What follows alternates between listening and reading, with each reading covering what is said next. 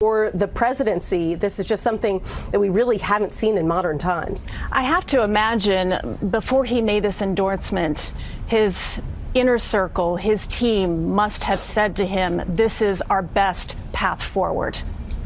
Yes, and there have been a couple of different schools of thought within the party, Christine. There are some who say, let's have some kind of mini election, some sort of mini primary that will end up strengthening whoever comes out of it.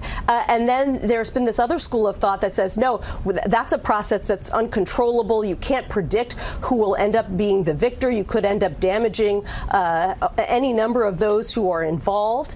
And these are individuals, some of whom have not been vetted on a national stage. And so this is clearly the safest route, especially given how little time there is to introduce the Democratic nominee to the public, get them comfortable enough with this individual to hopefully enable them to have a strong showing in November. So there's no question that this is the safest path. And the fact that the president did this and endorsed Kamala Harris as the nominee so soon after he announced that he himself would not be seeking the nomination is an indication that despite their public claims that they weren't looking into this at all, that behind the scenes there was a plan for this kind of 1-2 punch for the president to announce he wouldn't seek the nomination and then in very short order to throw his support behind his vice president. Nancy, so much information to take in here this afternoon. Please remind us and our viewers how exactly we got here. How did we get to today? Well, about a year ago, there were a lot of questions about whether President Biden would seek re-election. There were many Democratic voters who were a little bit nervous about the fact that he would be 86 at the end of a second term, who wondered if he had the energy and the vigor to continue. And he argued at that time, yes, he did. He said he had had a very successful first term. He felt he could be successful in a second term. He took some time to think about it, longer than anybody expected, and he ended up deciding to run for re-election.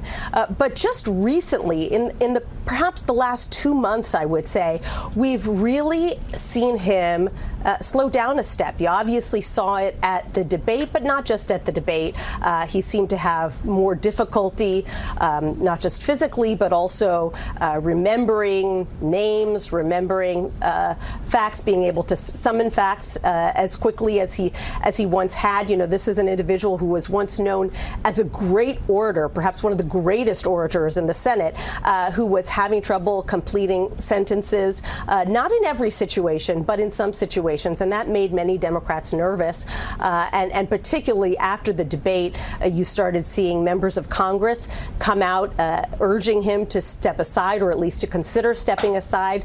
At first, the Biden White House thought they could weather that storm. It was just a trickle of lawmakers. There were a lot of lawmakers who were saying publicly that they wanted him to step aside, but who were worried about crossing him publicly, didn't want to appear disloyal, so they tried to put on the pressure behind the scenes. But when that didn't work, you saw Democrats coming out much more forcefully, and you started hearing some equivocation even from Democratic leaders, reports that the leaders of the House and the Senate were not calling on him to resign publicly, but at least telling him behind the scenes that many of their members didn't think that he could win and that he would end up dragging down Democratic candidates in the House and Senate, perhaps causing them to lose the House and Senate. And it was just steamrolling day after day. The pressure was becoming more and more intense until it was clear to this White House that even if they believed that President Biden had a huge well of support in the public, that they weren't going to be able to counteract the sort of daily slings and arrows that he was experiencing from members of his own party, and that for the good of the party, he needed to step aside. Nancy, up until yesterday, the president said he was going to stay in this race. So I wonder what changed overnight. Well, I'm not sure it necessarily did change overnight. Clearly, you don't want to say you're leaving until you leave. But I think the fact that he made this announcement and then so soon after ended up endorsing Vice President Harris to take his place, that shows that there has been some forethought here. That shows that they've been mulling it over. And it's frankly impossible to imagine that they weren't thinking this over. I mean, this has been weeks now since the debate. What was that? June 26th, rather. So almost a month now that they have been enduring calls from their own party to step aside. And, there's only so much of that you can endure before it becomes clear to the Democratic electorate writ large that there is a brush fire brewing within the party. And it simply was untenable. And so yes, they didn't reveal it publicly till today, but clearly there was some planning going on behind the scenes. Nancy Cortez at the White House. Nancy, please stand by. I want to get to Ed O'Keefe now. He is on the phone. He also covers the Biden White House. Ed, what can you tell us here this afternoon? Christine, while this was a surprise to many, I've spoken with at least one senior party official now who says they were given a heads up momentarily before the president issued that surprise letter on social media. And that senior party official was told at the time that the president would be endorsing the vice president. It was an intention to do so. He has now done that, of course, again, in the social space. And that now presents a series of challenges because there are no rules in the Democratic Party bylaws, in essence, for how this is supposed to proceed. And while you might conceivably see others try to challenge the vice president, this is a Democratic National Committee that is stacked with operatives and lawmakers and other leaders of the party who are incredibly loyal to her, both from having worked with her perspective, the belief that a woman like her should be president one day, or just ideologically aligned with her, or maybe even just hail from her home state of California, which has such incredible clout over the party given the size of the state. So we are in total, unequivocal, uncharted American political territory at this point. And so much is unknown about how exactly the party will proceed, whether they will respect the president's wishes, or whether we will see a series of people try to conduct a 4-week snap primary leading up to August 19th, which I believe is the day, right? That Monday, August 19th, when the convention begins in Chicago. There have been those, Christina, we should caution this and maybe explain why there's some appetite for this. There's a belief among those who aren't fans of the president anymore, believe he can't do this, that this kind of drama and chaos might actually be a good thing, that it might drag attention away from former President Trump and his running mate J.D. Vance, that it might draw enough intrigue from voters who have been telling us in polling for more than 2 years that they don't like their choices. It might reinvigorate the entire political system to say, all right, we heard you. We saw our guy stumble. We're making changes to address those concerns, and now let's pick someone else and take them on. And to the question of, does she have the ability to defeat Trump? In various public polls in recent days, she's sitting right at about the same spot the president is, a few points behind Donald Trump in the single digits, not much more than that. There were some polls that actually put her in better shape than the president, either nationally or in certain battlegrounds. So it may just be at this point that a generic Democrat trails Trump by single digits, but the belief of the party is, with the issues they have to run on, restoring access to abortion rights, sustaining democratic, lowercase d, democratic values, ensuring that Ukraine and NATO are sustained into the future, the economic growth that's been seen in the last several years, the work on climate change, and on those issues, they can win. And if they can find themselves a new set of characters to lead the party and perhaps draw new attention and excitement, that might be enough to get past Trump. Ed O'Keefe, great insight there. I want to just pause you for a moment, but please do stand by. I'd like to recap here for our audience. It is now 2:31 in the east, 11:30 on the west, and there is breaking news on this, what now is a very historic Sunday for our nation. President Biden today announcing that he will not seek re-election. Biden, the 46th president of the United States, made this announcement in a letter just released. The president writes, "It has been the greatest honor of my life to serve as your president. And while it has been my intention to seek re-election, I believe it is in the best interest of my party and the country for me to stand down and to focus solely on fulfilling my duties as president for the remainder of my term." President Biden did offer his full support for Vice President Kamala Harris to be the Democratic Party's nominee this year. The president says that he will address the nation later this week. Mr. Biden, the first president now since Lyndon Johnson in 1968 not to declare to seek a second term.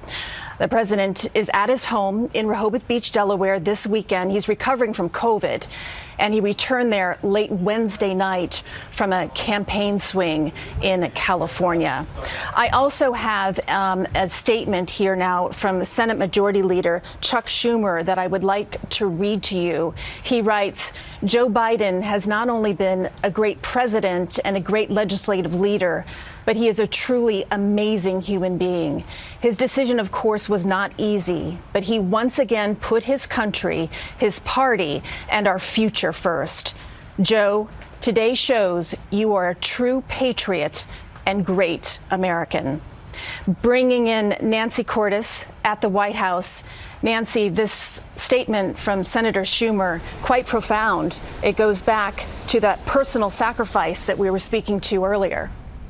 Right. And Joe Biden, if nothing else, has very, very deep roots in the Senate. And this was a very personally painful experience for many of these senators who served alongside Biden in the Senate, some of them for decades. This has been a really gut-wrenching experience for the entire Democratic Party, not only because it was difficult for them to see someone who they cared for quite a lot and who they felt had really had a very historic first term filled with a lot of successes, checking off many of the goals that he had set out for the first term of his presidency, but also this desire that many of them had from Chuck Schumer on down to make sure that this was a decision that President Biden could come to on his own.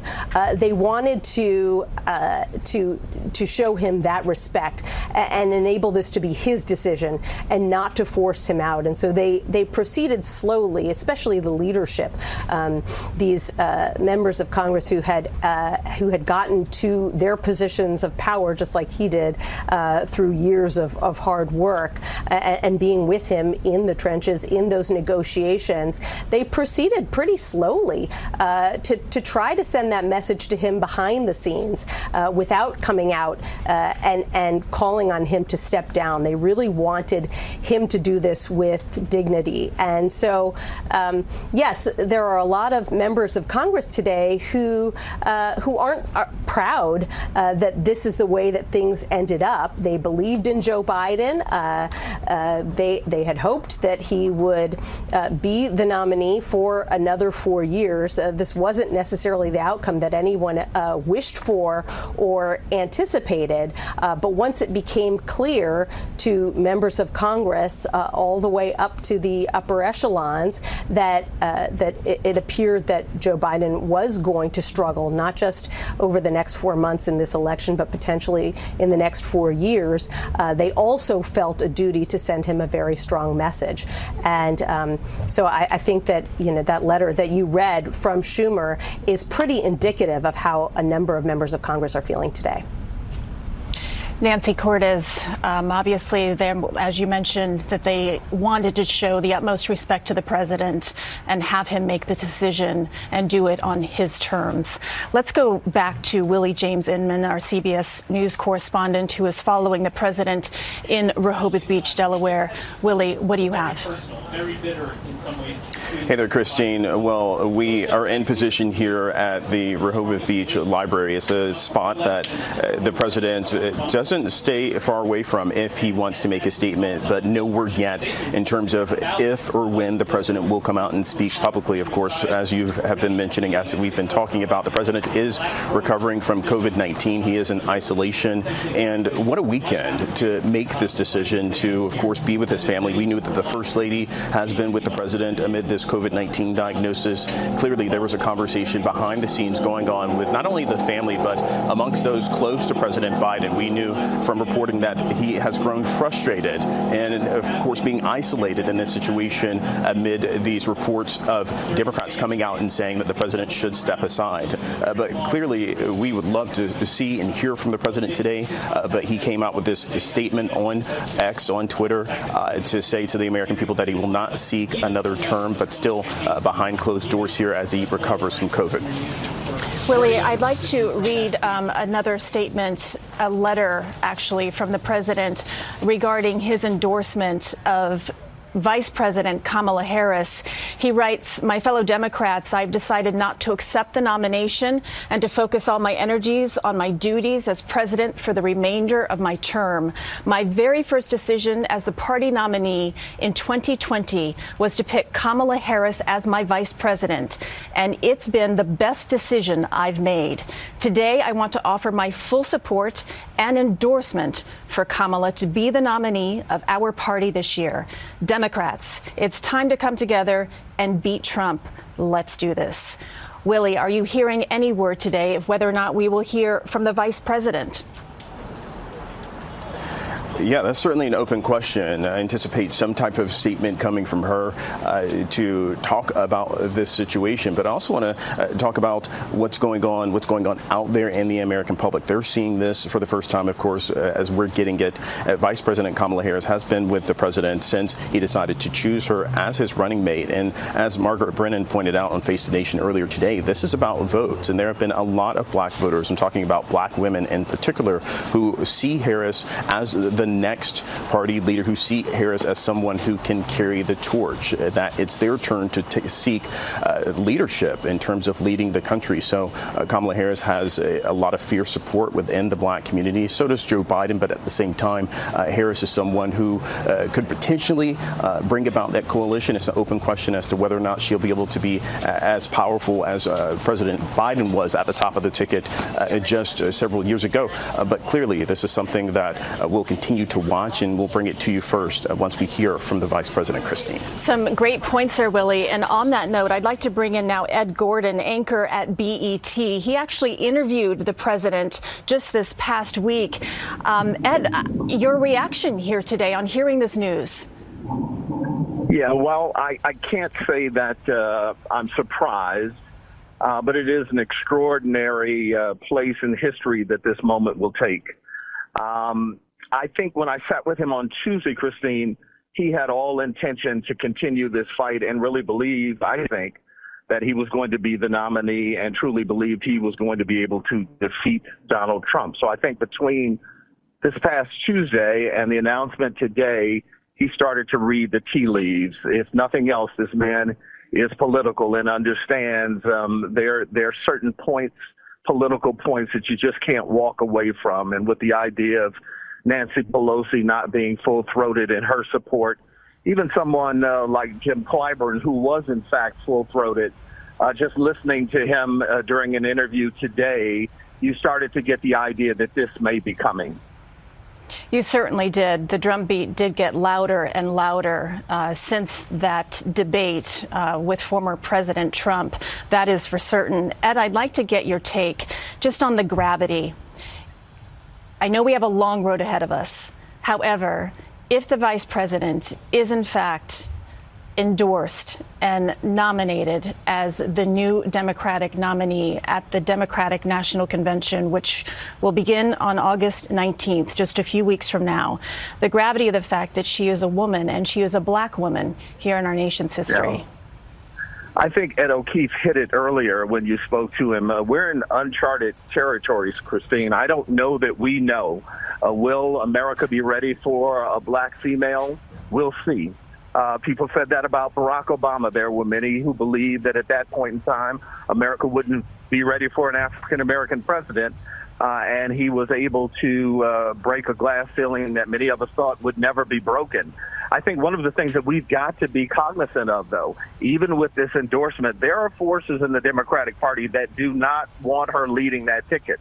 And we're about to see whether there's going to be some political wrangling around that, or whether they will walk in lockstep with the idea that this is, in fact, probably the easiest route for Democrats to follow, but more specifically to give Joe Biden the ability to say, this is who I am putting my belief behind. You should, in fact, do the same.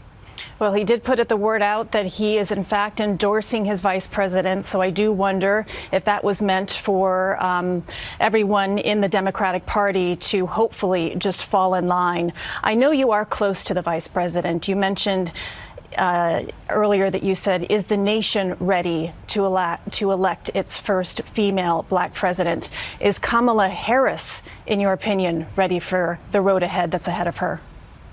Yeah, I think, and I'm bothered sometimes by that question. I think African Americans in these positions get that question far more than we give to others. I think, 3.5 years in the White House has certainly readied her more than any other person on the Democratic side. She is a bright woman. She's been in politics for a long time. She certainly, I believe, has the ambition now. She stood stalwart next to Joe Biden. But someone in her position would certainly, I think, rise to this occasion, and I think she's ready, able, and willing to say, I want to take this task on. What are some of those personal qualities that you know about her that you feel will help in the road ahead? Well, I think what we've seen her do at the outset when she was given the idea of handling reproductive rights, a lot of people have suggested, that she stumbled and failed on the border issue, but I think that that's one of those issues that everyone who's been front and center of that, and I'm talking about presidents who were seated in office, have had an opportunity to, use the bully pulpit, but haven't been able to get their arms around the best way to handle that. But she, as many people have suggested, found her footing around reproductive rights. She's a brilliant woman, a great orator, and the energy that she's going to bring to this, if in fact she becomes the nominee, is extraordinary. We've seen her in debates before. We've seen her during Senate hearings. She's quick on her feet. I think she'll be a formidable opponent. Ed Gordon, anchor at BET. Ed, we appreciate you taking some time with us, and if you wouldn't mind, please do stand by as we continue our coverage of the CBS News special report. I'd like to bring in Joel Payne once again, our CBS political contributor. And Joel, I'd like to just continue on this notion of Vice President Kamala Harris receiving the Democratic nomination in these upcoming weeks. Your take on the historic choice for the Democratic Party she would be? Yeah, obviously historic for a number of reasons. She would be the first woman president, and obviously she's already broken history, made history as the first African-American Asian woman vice president.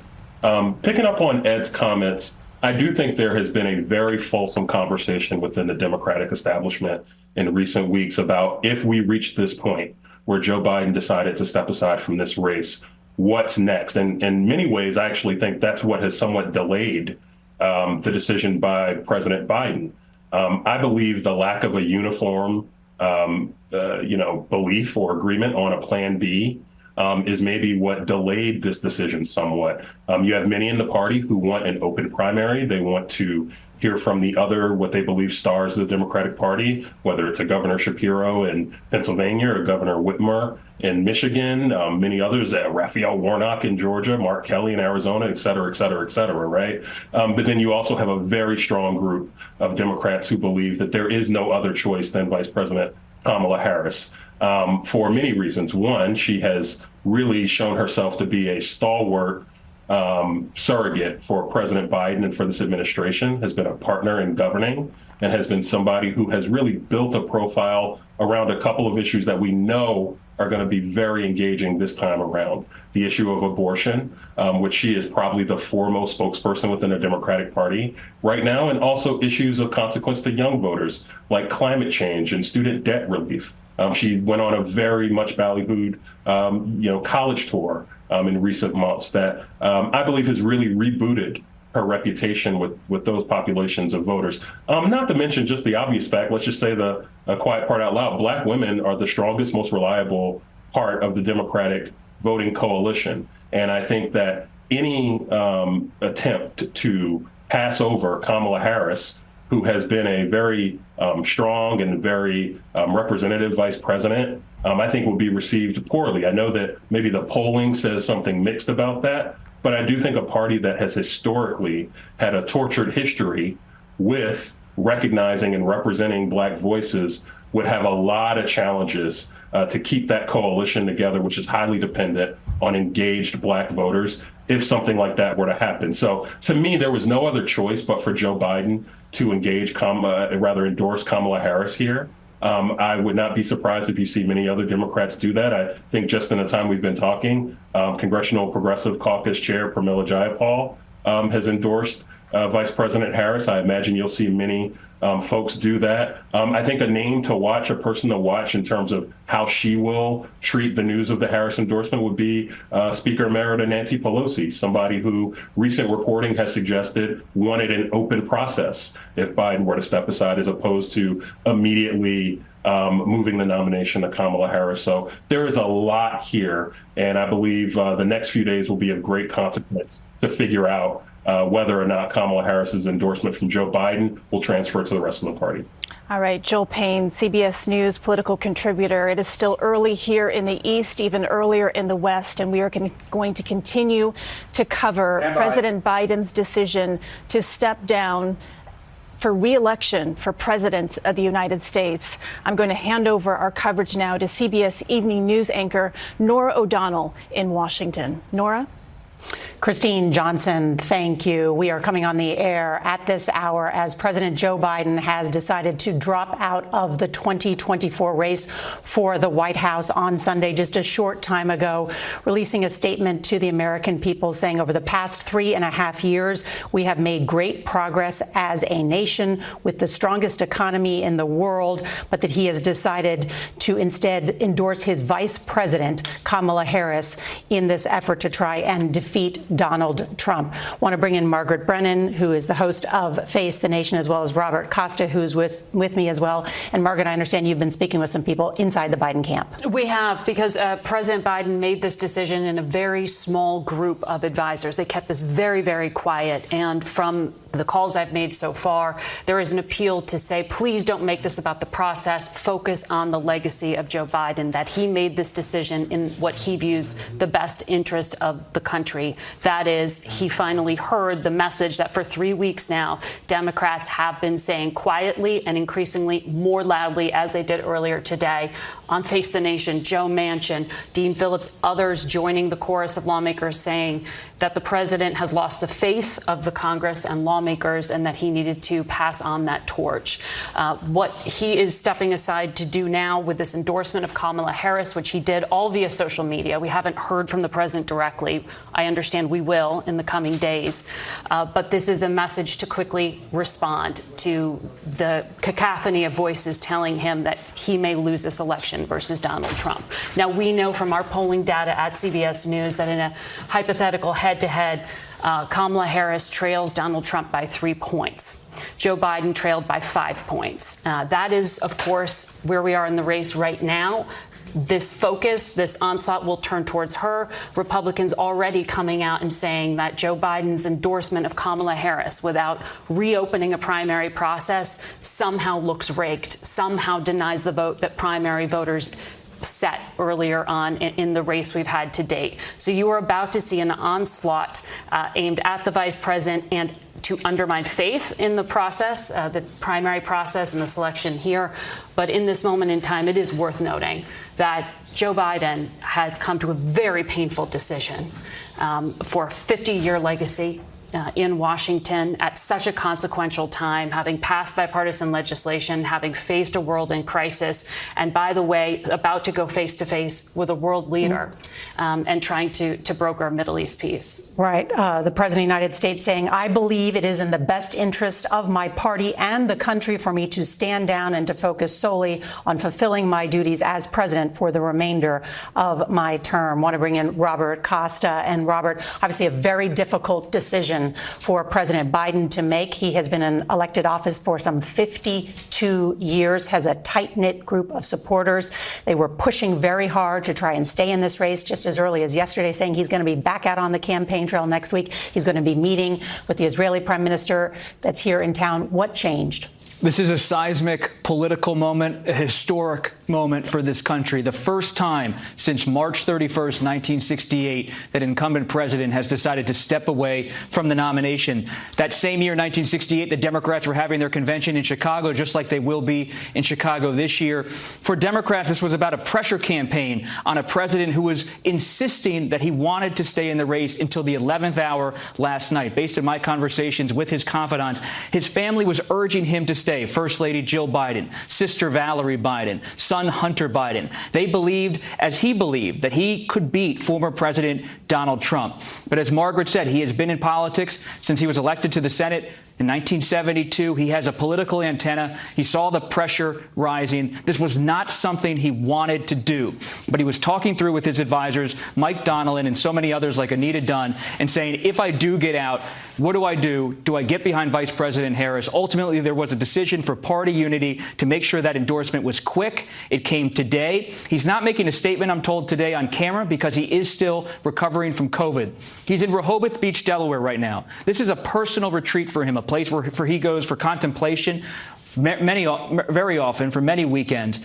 And I can't underscore enough what Margaret said. This was painful for President Biden. He loves being in the political arena. Now stepping out. He will not resign the presidency. He says he will serve his term that ends in January 2025 as he continues to manage foreign policy and domestic policy. This raises questions now about how former President Trump will respond. We're standing by for a statement from his campaign and his top advisors. At the same time, there will be a lot of speculation in the coming days about who will be on the vice presidential slot for the Democrats. Will it be a governor like Roy Cooper? Could it be Secretary Pete Buttigieg? California Governor Gavin Newsom, unlikely to be that pick. It's unusual in American history due to the Constitution to have two people from the same state. Robert Costa, thank you. At this hour, we are covering this breaking news as President Biden has decided to drop out of the 2024 race. He has endorsed his vice president, Kamala Harris, to succeed him. But it is worth noting that there have been a number of elected Democrats who have favored an open nominating process. The Democratic convention is in Chicago in the middle of August. So there is time still for Kamala Harris to try and wrap this up. But the nominating process begins again shortly, so there is much still up in the air. Let's go now to our chief White House correspondent, Nancy Cordes, at the White House with new reporting. Nancy? Nora, I can tell you that as of last night, senior officials here at the White House and senior Democratic officials outside the White House were still being told that President Biden was in it to win it and that he wasn't going anywhere, despite all the Democratic calls for him to step down. And then that bombshell came just a couple of hours ago that actually he was going to be getting out after all, which indicates that if he was mulling this over, it was with his family, maybe a very small circle of aides, but that that was being kept away from most in the Democratic orbit writ large, because it is obviously a very difficult decision, one that he resisted for quite some time. But clearly, he and those right around him decided that it was just too difficult to try to push back against this growing wave of Democratic lawmakers in particular who were urging him to step aside. Nancy Cortez, thank you. And what kind of challenges does the vice president face? Well, she's got 3.5 months to mount a presidential bid, which would be difficult for anyone. Yes, she has the Biden campaign war chest. Yes, she has the Biden campaign operation.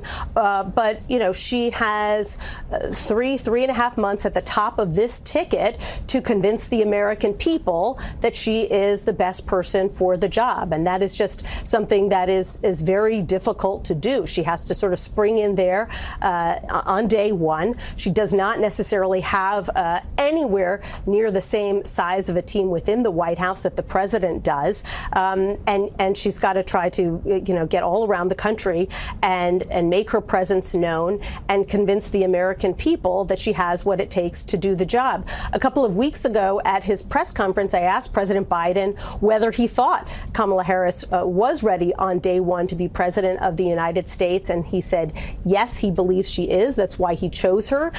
He pointed to her ability to hit the road all over the country, talking about reproductive rights, an issue that's very important to Democrats. He talked about her history as a prosecutor, something that she definitely brought to bear in her years in the Senate, on the Senate Judiciary Committee. But now she has to take those attributes, and the campaign has to take those attributes and sort of refocus the entire message, not just the message of the campaign, but also the message at the convention coming up in just a few weeks. Everything has to change to reorient against someone who, while she has served here in the White House with President Biden for the past 4 years, is a very different person with very different strengths. And that entire campaign machine has to reorient around her.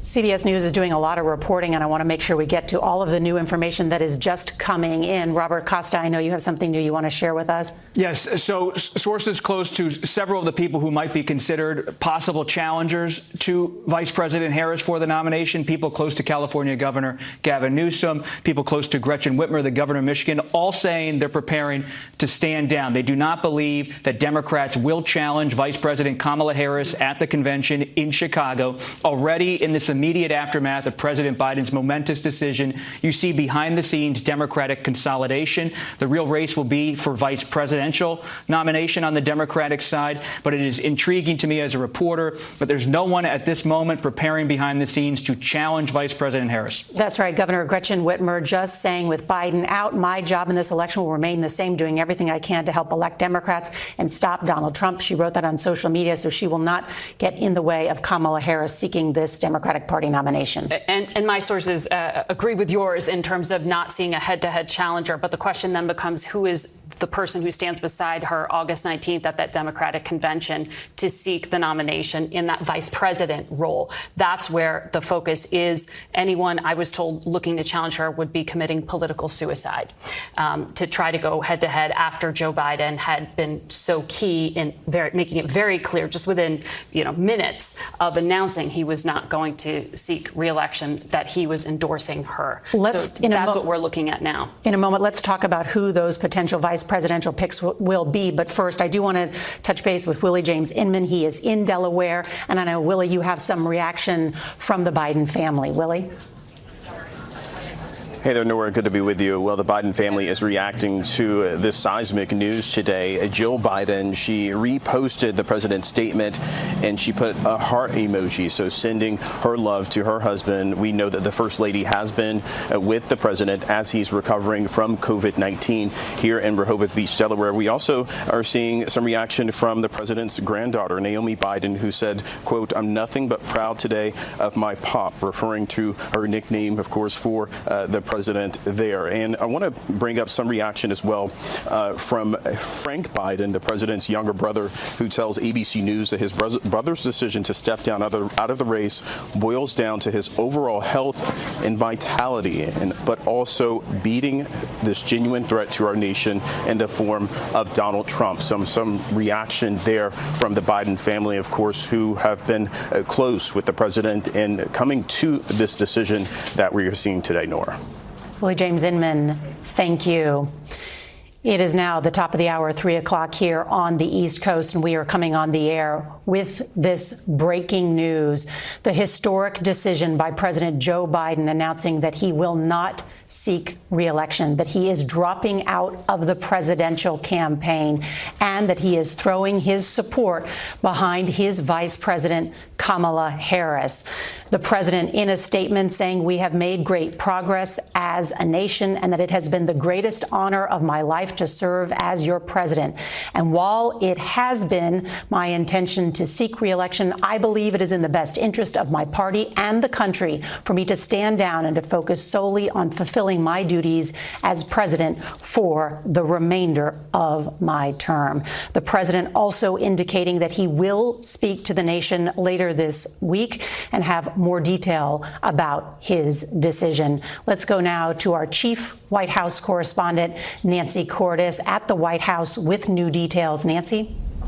Nora, you just read from that letter that the president sent and that went out publicly at 1:45 this afternoon. Well, I've just learned from a top White House official that senior campaign and White House officials were informed of his decision right before that letter went out. He said he'd been reflecting on it for the past couple of days and that this information was closely held.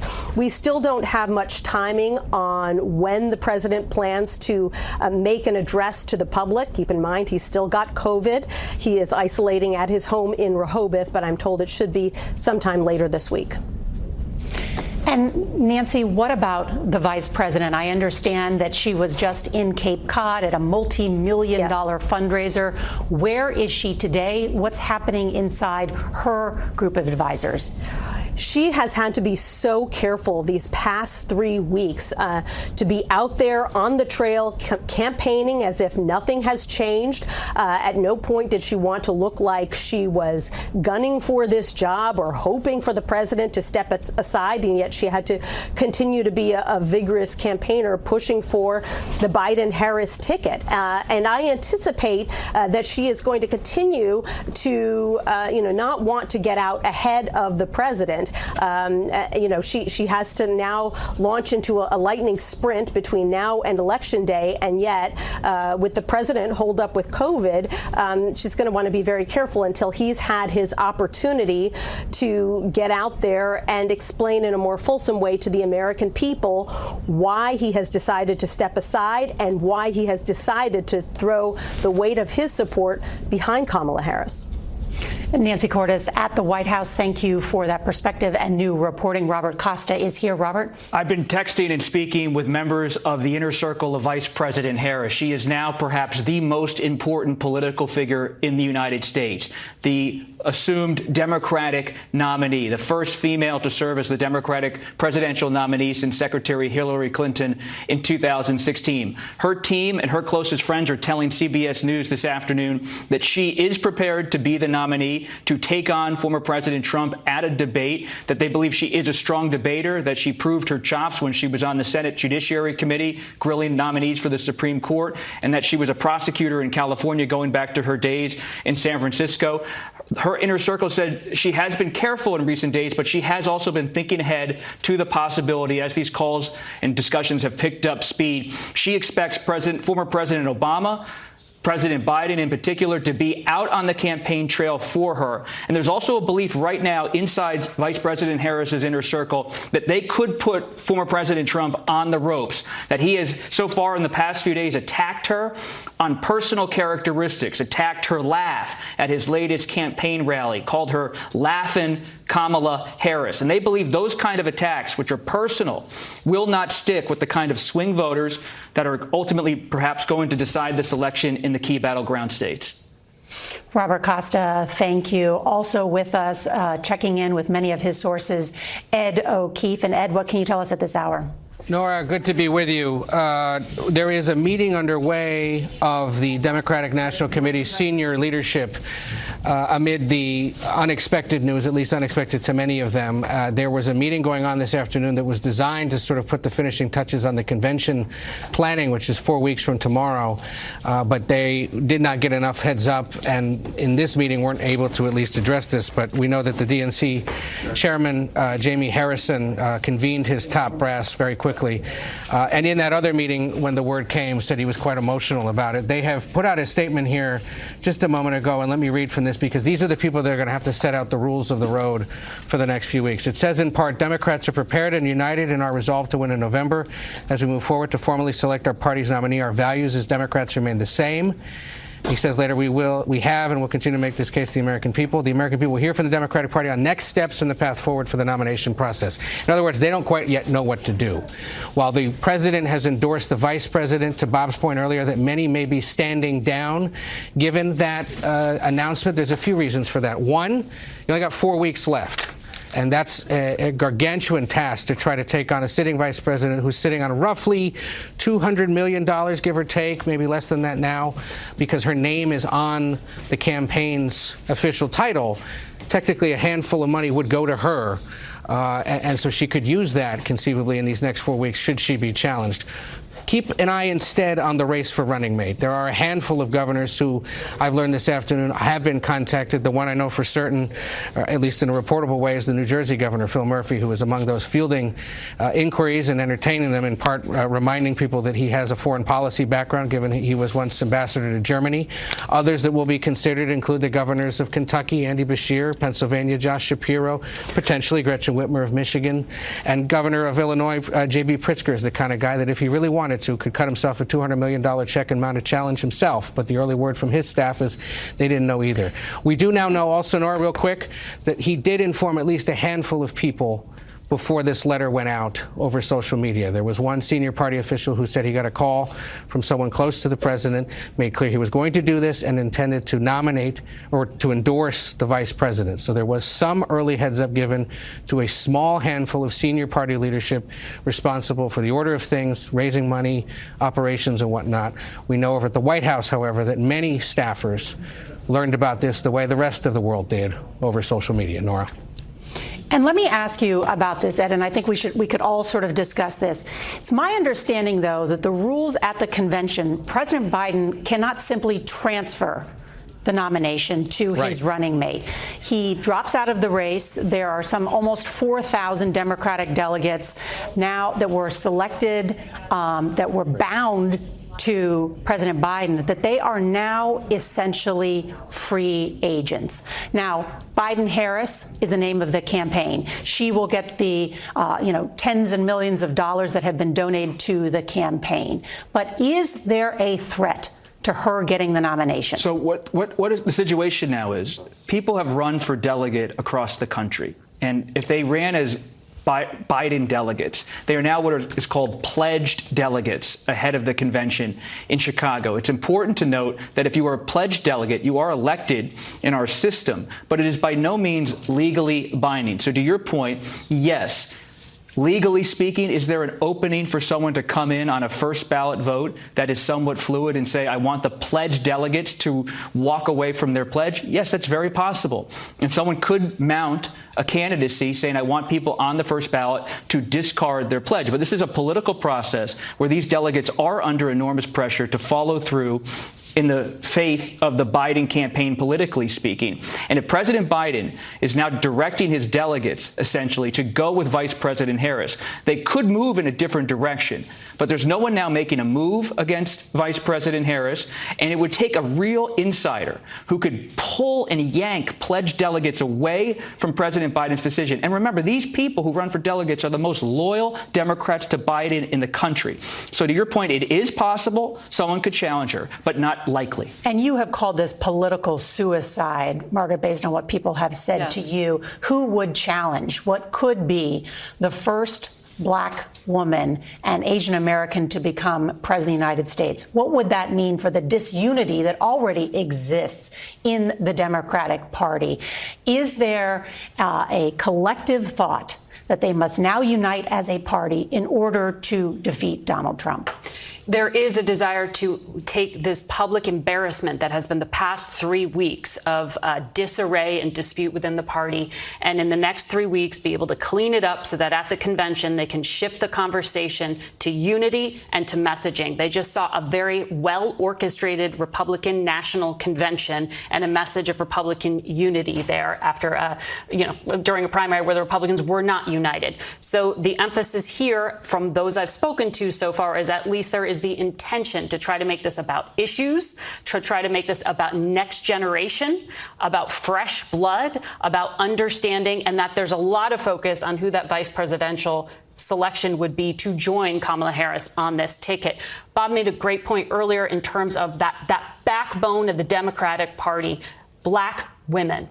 And that is about really leaning into the strength there, not wanting to in any way undercut the vice president. But they know they have a problem with the working class, the white working class male vote. There is going to be a real focus on trying to bring that in. When we talk about some of these names that are being floated, whether it's the Kentucky governor, Andy Beshear, or the governor of Pennsylvania, Josh Shapiro, those are states where there is this emphasis on can they speak to that vote. You see their possible vice presidential picks. This is speculative at this point. It is going to be Kamala Harris. Well, it's more than speculative. It's already happening. We're getting reporting at CBS News, someone close to Vice President Harris telling CBS they would like to see Michigan Governor Gretchen Whitmer picked as the vice presidential nominee. This is one of her longtime allies to double down as a female ticket against former President Donald Trump, who has been found liable of rape in civil court, who has had different allegations thrown at him in many decades. So there's already a feverish activity behind the scenes to get people on the ticket. This is tough. This is a compressed time window, and it's amazing to me how just within minutes people are setting up their camps to try to get on the ticket. But we have to come back to the point. While as political reporters, I'm highly interested in who is the running mate for Vice President Harris. The most important thing now is the President of the United States has said he will back his vice president for the presidency, and the vice president, who is a former Attorney General of California and senator, is now likely going to be the Democratic nominee. This is a lot like 1968 when President Johnson pushed Hubert Humphrey towards the nomination. Presidents are using their political capital in these moments. And what will quickly follow in a sign of Kamala Harris's strength is if the Obamas come forward and say that she is the best person to move the Democratic Party forward. What will the Clintons do next? That would be a way that could quickly send a signal to the Democratic Party that they want her to be the nominee. Obama's allies tell CBS News there's no doubt he is going to be supportive. Think about this. Vice President Harris got to know then Senate candidate Obama when he was a state senator running for the U.S. Senator in 2004. He would come to California for fundraisers and got to know this rising star in San Francisco named Kamala Harris. They became so close that when he ran for the presidency, as a Californian, she flew to Iowa to campaign for then candidate Obama. They are close personal friends. It would be shocking if he didn't go out there again and again for her. But to your point, Nora, there is concern among some Democrats I've spoken to that this cannot look like a coronation. This cannot look like what happened at the Republican convention, where unity was really sublimating to Donald Trump. There is a part of the party that wants to see this look open, transparent, and have the Senator Bernie Sanders wing will be watching this all. He has not issued a statement yet, at least to CBS News. Senator Bernie Sanders and that progressive wing have not always had a perfect relationship politically with Vice President Harris. Watch what Senator Sanders and Representative Alexandria Ocasio-Cortez of New York do. If the progressives fall in line, it's all hers politically, based on our reporting. I want to bring in Ashley Etienne. She's the former communications director for Vice President Kamala Harris and is now a CBS News political contributor. Ashley, so good to have you on this historic day. What can you tell us about what is happening behind the scenes, where the vice president is at this hour? Absolutely, Nora. It is an incredible day in American history. I just remember, Margaret's on with you. We were on Face Nation maybe 2 years ago, and the question then was whether or not she was going to be on the ticket with Joe Biden, and now she's at the top of the ticket. So much has changed in such a short period of time. It's incredible, but there's a level of excitement within the party and definitely within her own office. So now the question is, what are the plans going forward? How do we piece this together now going forward in a way that sort of stops the bleeding among these key stakeholders that the party's focused on? One, she's already started to make calls with fundraisers, so that's headed down the path. There's now plans for leadership on the Hill to get on conference calls today, conference calls tomorrow. Does she go to the Hill? Does the president pass the torch officially, publicly, in a way that shows that he's fully endorsing her? These are all the questions now that they're trying to figure out behind the scenes. Does he do it in a formal way at a podium, passes the torch to her? Does she deliver big remarks? The other outstanding question is this: is he going to continue? Is he going to put forth a lot of effort to secure those pledged delegates that you guys were just mentioning? Is he going to get on the phone, and is his team going to get on the phone with those folks and say, listen, we've got a plan. We've decided as a party, we need to be unified. Our unity is our strength. We need to get behind Kamala Harris and move forward and focus our attention on Donald Trump. So what's happening behind the scenes is hyper focus on what are the next steps, and then how do we stop the bleeding among those key stakeholder groups? Ashley Etienne, thank you. And just moments after I said we're waiting to hear from the Clintons and the Obamas, the statement from President Clinton and Secretary Clinton released, noting that they endorse Vice President Harris and will do whatever we can to support her. The Clintons going on to say in this joint statement, we've lived through many ups and downs, but nothing has made us more worried for our country than the threat posed by a second Trump term. He has promised to be a dictator on day one, say the Clintons, and the recent ruling by his servile Supreme Court will only embolden him to further shred the Constitution. Now is the time to support Kamala Harris and fight with everything we've got to elect her. And then they end with this, the Clintons saying, America's future depends on it. Pretty strong statement from the Clintons, throwing their support behind Kamala Harris, noting what many people agree is a historic presidential election, perhaps the most important in generations, and what a wild couple of weeks it has been. Beginning with that disastrous debate by President Biden, then the attempted assassination of Donald Trump, in which he miraculously survives and is barely hit with that bullet, a unified Republican convention, which we all just came back from, and his choice of this younger Senator J.D. Vance, who is from Ohio, spent his summers in Kentucky, and has been picked to try and court the white working class vote. However, there is already an effort underway, of course, to go back and look at J.D. Vance's record. The way he talked about the white working class in Hillbilly Elegy wasn't always complimentary. And so there certainly will be a discussion about that coming forward. And I think the Democratic Party and sources that I have spoken with, the reason that they pushed President Biden so hard is that they believe he was not vigorous enough in his pointing out and debating the record and the rhetoric being put forward by Donald Trump.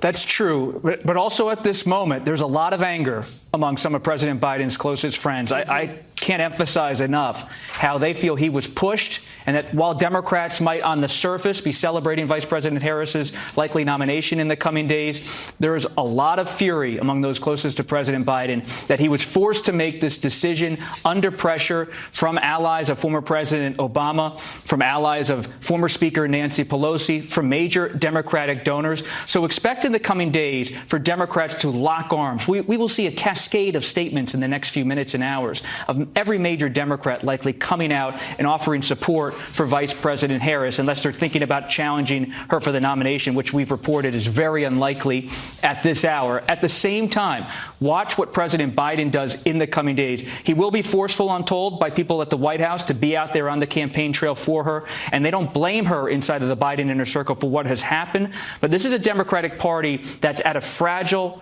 political moment. They do not feel that this was played in the perfect way for an 81-year-old president who has battled through so much. And so everyone's watching exactly how statements are made and how people use their time, their money, and their political capital. Thank you. I want to point out that we are just hearing now from Nancy Pelosi, the Speaker Emeritus, in a statement saying President Joe Biden is a patriotic American who has always put our country first. In her words, his legacy of vision, values, and leadership make him one of the most consequential presidents in American history. She has not endorsed Kamala Harris in this statement, but notably praising the legacy of Joe Biden and applauding his decision to put our country first. We are now joined by the co-chair of the Biden-Harris campaign, Senator Chris Coons. Senator, thank you for joining us. Great to be on with you. This is a critical moment in American history. And I hope today that we can focus on Joe Biden's incredible legacy of service to our nation. 50 years. He has been serving us in the Senate as vice president, as president. And today he's made a very difficult decision in the best interest of our nation to continue serving as president, to continue rolling up his sleeves and tackling the challenges that still lie ahead of us in the next 6 months, but to step aside in terms of the nomination of my party for president in order to make certain that Donald Trump is not returned to the White House. I admire, I respect, I love Joe Biden. I have worked my heart out for him on this campaign. And while this was a very hard decision, I deeply respect how it is a continuation of his lifetime of putting our country before himself. Joe Biden is the toughest fighter I've ever met. Every time he's been knocked down, he's always got up again. And the challenge of seeing this moment and of recognizing what was in the best interest of the nation was a significant challenge. I still believe he could have beaten Donald Trump, but I also know that what he's done today is in the best interests of our nation. And Senator, what now is happening with Vice President Harris? When will we hear next from her? I don't know her schedule today or when she'll come on TV, but what matters is that President Biden has made an historic, a brave and important decision that we should reflect on his legacy and his leadership, which is the legacy of the Biden-Harris administration. As you know, I'm a member of the Judiciary Committee. We've confirmed more than 200 federal judges under the Biden-Harris administration. Vice President Harris, who served with me in the Senate on the Judiciary Committee, was a critical part of getting every one of those judges confirmed. She's been a key part of the successes at home and abroad of the Biden-Harris legacy, and I think she is best positioned to carry it forward. Joe Biden, our president, spoke to that just moments ago in endorsing her. I do hope that we'll take some time today and reflect on the fact that Joe Biden is someone who in the Senate, as vice president, as president, has earned a legacy among the most important, impactful, effective presidents in our entire nation's history. And there's lots more to do. Just this coming week, he will continue to work to negotiate a ceasefire in Gaza, a hostage release and return, a path forward for the resolution of the conflict between Israelis and Palestinians in Gaza. He is someone who spent 50 years being prepared to lead our nation in this moment, in Ukraine and with our NATO allies, in the Indo-Pacific, in the Middle East. And he's got 6 more months of service to complete as our president and as the most respected, most senior leader of our party. Senator, I look forward to campaigning hard alongside him this fall and to working with him in the Senate. Senator, at this hour, we know that President Biden has endorsed his vice president to be the Democratic nominee. We have also heard from the Clintons in a joint statement saying they would like Kamala Harris to be the Democratic nominee. Do you expect there to be any challenge to the vice president? Well, today I think we should focus on the legacy of Joe Biden as president. I do recognize the urgency of the moment. As we head towards our convention in Chicago in August, I think the most important thing we can do is come together. And Vice President Harris has an incredible legacy of success and accomplishment as a senator and vice president. I do not expect a serious challenge to her nomination, but let's let that work itself out in the coming weeks and focus today on what a big contribution to our nation our president has made. He's been my mentor. He's been my friend. I am proud of him as a Delawarean, a Democrat, and an American. And I hope the folks who have been raising lots of questions and issues in the last few weeks will do what they said they would do and recognize his leadership, his legacy, and come together to support the nominee of the Democratic Party so that we come out of Chicago united. Donald Trump is a unique threat to the future of our nation, and his choice of a running mate is someone who I've served with in the Senate and who I think, in terms of our continuing to stand strong behind Ukraine in their fight for freedom, to continue to advocate for the rights and liberties of Americans, shows everything we need to know. We should be focusing on the fall campaign and the threat that Donald Trump presents to the real legacy of accomplishment, fighting for the middle class, reducing prescription drug prices, combating climate change, helping veterans. Our president and vice president have gotten incredible things done. They've gotten them done through bipartisanship, too. They've reached across the aisle. They've crafted incredible legislation that's made a difference in everything from gun safety to combating climate change, to investing in manufacturing, to rebuilding this country. So for everyone who's watching, anxious, concerned about the future of our country, know that Joe Biden is a patriot who loves our nation, and know that we are positioned to carry that legacy forward this fall. Senator Coons, it's Bob Costa. Good to see you, sir. If you could, for a moment, good to see you, respectfully put aside your role as a United States Senator and talk about Joe Biden, the President of the United States. You, more than anyone perhaps I've ever covered, understand his home in Rehoboth Beach, Delaware. This is a retreat he goes to. The final days of this decision was not like Nixon in '74 at the residence of the White House. He went to Rehoboth Beach, your home state, to be with Jill, to talk with family members. Tell us about the importance of the site of this momentous decision in American political history. Him watching the waves at Rehoboth Beach down the street from the boardwalk and the ice cream stands, a place that he has gone to again and again, decade after personal highs, political humiliation. He always goes back to Rehoboth, back to Delaware, back to the family. And I know this was a heart-wrenching decision for him based on our reporting, but you're one of his closest friends in American politics. Give us a candid assessment of what this has really been like for him. Bob, as you say, Joe Biden is grounded. He's grounded in his faith, in his family, and in our state. Excuse me. I'm sorry. This was a very difficult decision, and one that I think reflects the very best of who Joe Biden is. Someone who, as you put it, Bob, comes home because it's where his strength is. His strength is in his family. His strength is in our community. His strength is in his faith. And as he was going through the excruciating loss of his beloved son, Beau, it was in Rehoboth, in Wilmington, in prayer, and surrounded by all who have loved and supported him for decades in Delaware that he found strength. As he was finding his way through the tragic loss of his wife and daughter back in 1972 that began his career in the Senate, it was in Delaware, and it was in his faith that he found the grounding and the strength to be able to get back up and continue. And in every chapter in his life, in politics, in service, in his family, and at home, he's been grounded.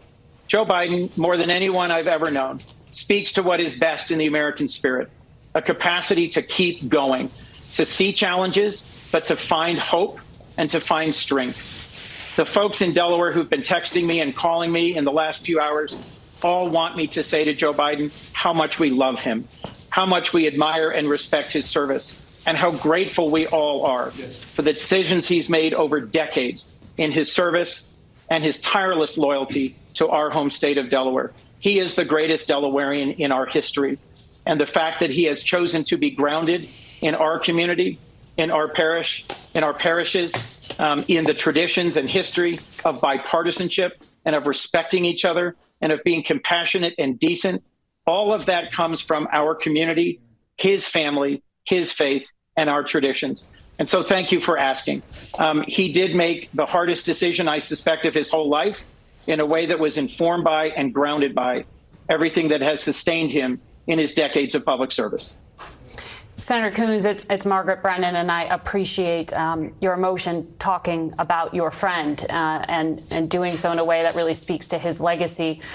I'm wondering, as you talk about how painful this decision was, this was a painful and drawn out 3 weeks where it was death by 1,000 cuts. And he was being urged publicly to make the decision he ultimately came to. I wonder if you have any insight into what ultimately shifted for him. Was it hearing that he had, had lost the faith of some of the Democratic leadership? Was it numbers in Congress and losing races? Or was it ultimately something within him that said, this is not my moment? Do you have any insight into what changed overnight? Look, Margaret, I shouldn't get into details where I'd be speaking for our president. But I will say this. He is someone who has always fought hard. He is tough. He is a fighter. He has survived blows that would have leveled any lesser man. And so in the last few weeks, he has struggled with that instinct, that toughness, that determination to keep fighting and to keep showing what America is all about. If you read his letter that he put out today, he said he's more optimistic today than he's ever been about our nation, that together, if we unite, there's nothing we cannot do. And I think there was a tough balance there. He listened. He heard input from average folks, from folks who've loved and supported him from decades, from folks, of course, in the political spectrum all across our country. He dedicated a lot of time to listening to senators, to mayors, to House members, to governors, to advisors, to friends. But at the end of the day, I think what really mattered more than anything else was his confidence that this was the right thing for our nation. Joe Biden has always put our country first, and his ability to keep fighting these next 6 months to get things right on the world stage, to address the tragedy and the conflict in Gaza with Israel, to secure freedom for the people of Ukraine as they continue to fight Russian aggression, to put some finishing touches on critical work in the Indo-Pacific, and to do that while also leading a campaign effort for the Democratic nominee. I think that opportunity to keep fighting for the things that matter ultimately won out over he personally being the nominee of our party. This is a momentous, a difficult, and a heartfelt decision, and I deeply respect how he made it. Senator Chris Coons, thank you so much for joining us. We appreciate it. Thank you. And it is now 3:30 on the East Coast. And just to update everyone who is just joining us, President Biden has made the decision to drop out of the 2024 presidential contest. This happened at about 1:45 Eastern time, so almost 2 hours ago, informing his campaign team just a minute before he put this statement out, where he said, "It has been the greatest honor of my life to serve as your president. And while it has been my intention to seek re-election, I believe it is in the best interest of my party and the country for me to stand down and to focus solely on fulfilling my duties as president for the remainder of my term." President Biden has also endorsed his vice president, Kamala Harris, to be the Democratic nominee. And we have also heard from the Clintons in a joint statement saying they endorse the vice president to become the nominee because, in their words, America's future depends on it. They say they have been through many ups and downs, but the Clintons saying nothing has made us more worried for our country than the threat posed by a second Trump term. I want to bring in Ed O'Keefe, who covers the White House as well. And this has been a difficult decision for President Biden, who has been described as very angry as he is still recovering from COVID at his home in Delaware. What ultimately moved him to make this decision? Well, we're still trying to figure out exactly what it was, but there were obviously a collection of things that were occurring, and the latest that had come essentially in the overnight hours is the fact that money was becoming an issue. Donald Trump now has more money on hand than Joe Biden does in his campaign coffers, and so That was a signal that after weeks of hearing that donors were withholding large sums of money, not only to his campaign, but to the various super PACs that run ads and try to find people across the country to turn out and vote, that it was going to become difficult to keep the lights on, conceivably, in the coming weeks and to pay for the advertising and the travel and the staffing necessary across the country. So that was another factor that had emerged just in the last day, essentially. We don't know that that is necessarily the one, but it is a big data point that affects any candidate when they're in the crunch if they start to see money issues. This appears to be becoming a conversation about how do we formally nominate her, the vice president, and then who do we pick as her running mate? There are no indications yet, and Bob has reported this as well, that there are no others currently planning to step up and challenge her after the president said what he said this afternoon, endorsing his running mate. But there will be a conversation about who is most palatable, who makes the most sense to be on the ticket with her. We've heard about a handful of governors, some senators as well across the country from key swing states that could conceivably help. And we've seen some statements from some of those that had raised concerns about the president in recent days. Let's look at this list, for example, here. You have the Kentucky governor, Andy Beshear, the Illinois governor, J.B. Pritzker, the Michigan governor, Gretchen Whitmer, the North Carolina governor, Roy Cooper. Those four right there are seen as potential good ones because they have executive experience. They've run modestly sized states, or in the case of Andy Beshear, won re-election as a Democrat in a red state, and are seen as the kind of person who can be sent out to campaign with the Senate and House candidates who for the last 3 weeks have been saying they can't campaign alongside the president. Others on that list, Mark Kelly from Arizona would be an interesting pick, the former astronaut from a swing state. There's a Democratic governor who could replace him, what might deliver a much-needed battleground state. Those are the kinds of conversations going on right now with Democrats. Well, certainly the same still exists today about that blue wall that the Democrats, assuming that Vice President Kamala Harris could carry the same states that they did in the last election, the most contested ones being the blue wall, giving Pennsylvania, Michigan, Wisconsin, and Governor Josh Shapiro of Pennsylvania very popular in that state and popular with people who voted for Trump. So his name also at the top there. Robert Costa. Nora, I just stepped off set for a few minutes to get calls from a couple of the people closest to President Biden and some fascinating new details to share with you. This was in the minds of, in the words of his closest advisors, a quote, presidential decision. That's how he frames a lot of things in his presidency. And he did it very much alone. Yes, he conferred with some of his family members and advisors, but he has been in isolation in his home in Rehoboth Beach, Delaware. He has been exhausted in recent days. He has been monitoring the polls, including one from the Detroit Free Press. The weight of this all, as he's been coughing all weekend alone, has been enormous on his shoulders. He has felt wounded at times from how fellow Democrats, including from the Obama-Biden administration, have talked about him publicly, how he feels pressured to get out of the race. But he kept this decision extremely close. His son Hunter, reportedly in California, not in Rehoboth Beach, Delaware, this weekend. He's talking to his sister Valerie, talking, of course, to the First Lady, Jill Biden. And they have all said to him in recent days, you do what's best for you. This is your decision to make. And he has been alone because of COVID, not because he wants to be alone. He's actually been in a pretty salty mood, I've been told, because of COVID, and he doesn't have the ability to use his phone as much or have the kind of meetings he wants to have. But there have been some key people who've really helped him with this decision to think it through. Mike Donnellan, who goes back decades with him, one of his longtime trusted advisors. They always say Donnellan is like a parish priest. He never speaks. He has this kind of kind demeanor. He almost never speaks in meetings. He only speaks to Biden. He has that kind of relationship, doesn't speak to other advisors because it could trickle out. President Biden, I'm told by his closest advisors, has been angry about the leaks, about anger towards him, about his electability.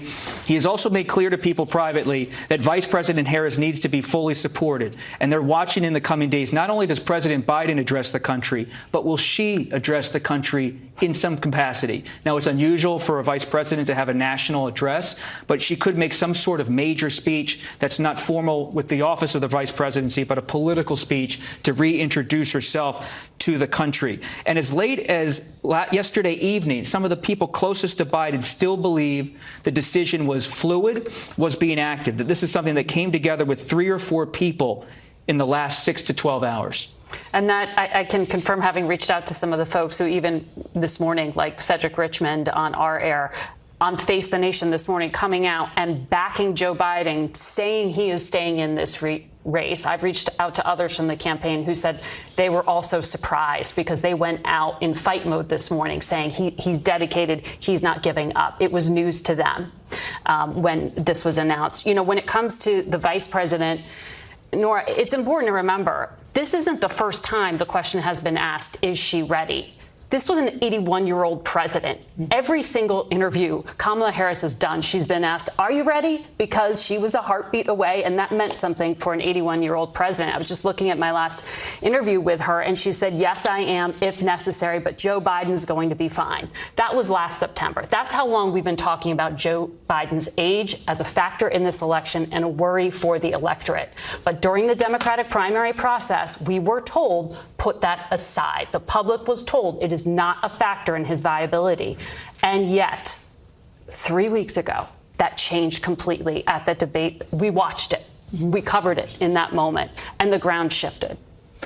It's an excellent point about how much has changed in such a short period of time. And now, while Kamala Harris has been endorsed by the president, by the Clintons, by a number of other top governors say they will not challenge her at this hour, there is still a test that presents itself when running for president of the United States. There is no sharper spotlight than a presidential race. It does things to people. It changes them. It changes people's views of them. No matter how qualified you are, people have stereotypical views.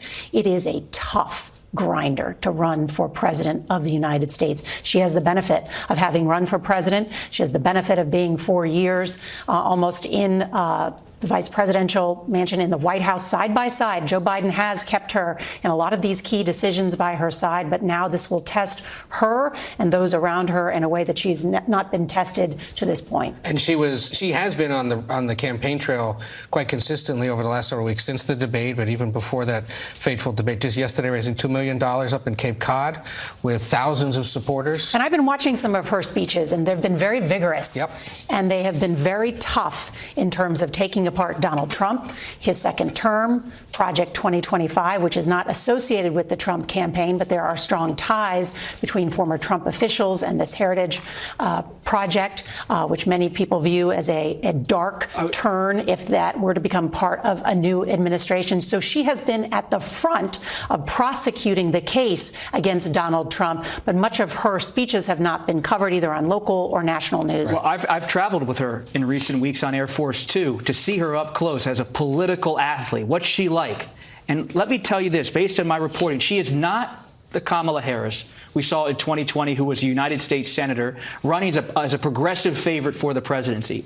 Where did I see her in Philadelphia, Nora? In union halls, meeting with older union leaders, union workers. She's going to the Biden coalition and saying, I'm your voice. The Sean Fains of the world at the UAWs, the Philadelphia labor leaders, the labor leaders and workers in Atlanta, Georgia, these key states. This is someone who is saying, I am going to have a broader reach than everyone believes in American politics. I'm not just this progressive from California. I am someone who has adopted the Biden political playbook, and I'm here to use that to win in 2024. And as the conversation about the vice president continues and we ask the question of what's next and how are things being put together here, the political arm of the Congressional Black Caucus just made it official and is now endorsing her. That gives you a sense of how things are coalescing quite quickly. Earlier this hour, Emily's List, which of course is the organization designed to elect women to political office, also endorsed her. So key elements of the Democratic Party